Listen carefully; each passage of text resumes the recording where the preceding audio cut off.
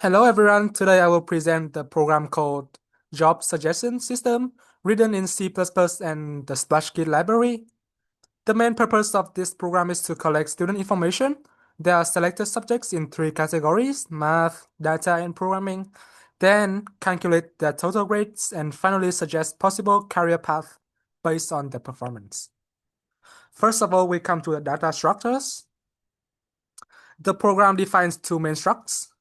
First of all, is subject with the subject code and the grade.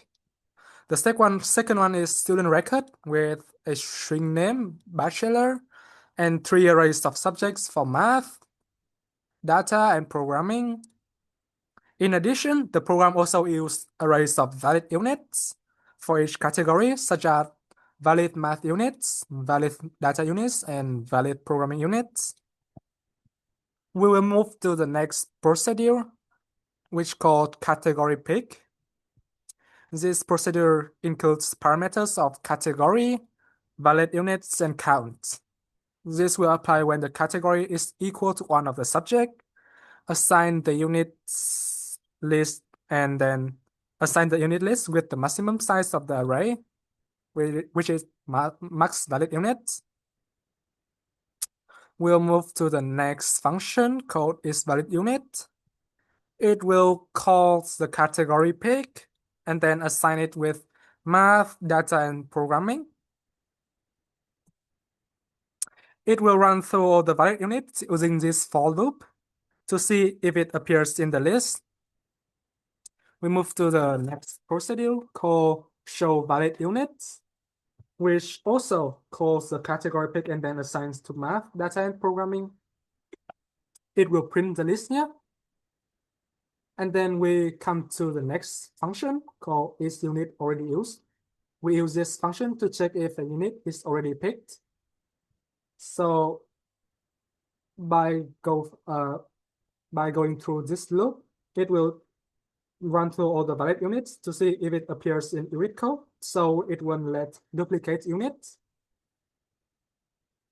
We will move to the main function, the procedure called input subject, where we'll take the input.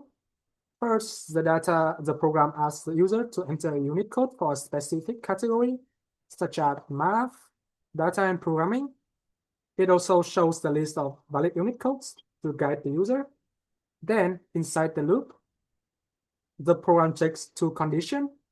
It will check that whether the entered unit is valid in that category, and then whether the unit has already been chosen before. If the input passes both conditions, the code is accepted.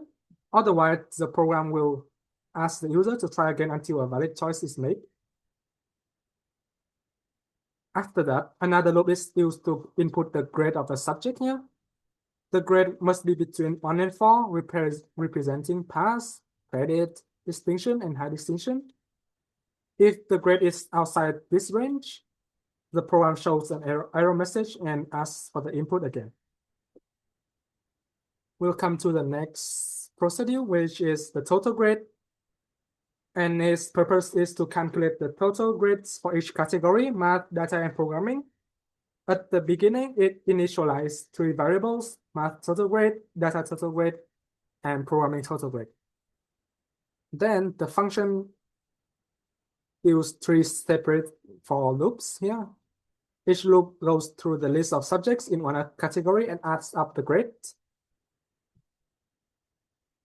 At the end, the three totals are stored in the reference parameters here,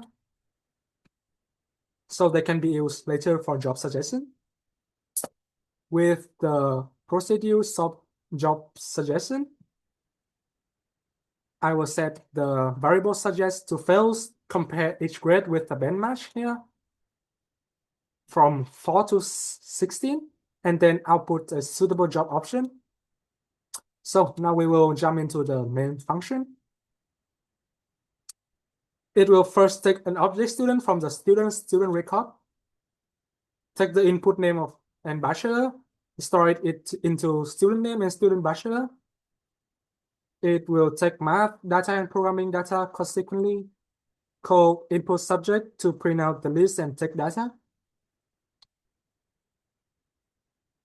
And in here, it will print out the job suggestion menu, declare the math total, data and total, and programming total, calculate total grade here, and then take suggest job, print out the list, and end the program. This is my output. As you can see, they will print the list from each subject here, math, data, and then programming here. And then we will choose each unit with the grade. If we choose a unit outside of the list, it will print a message. And at the end of the program, it will print out these are the jobs that the program suggests for you, and then the program will end. Thank you for your attention.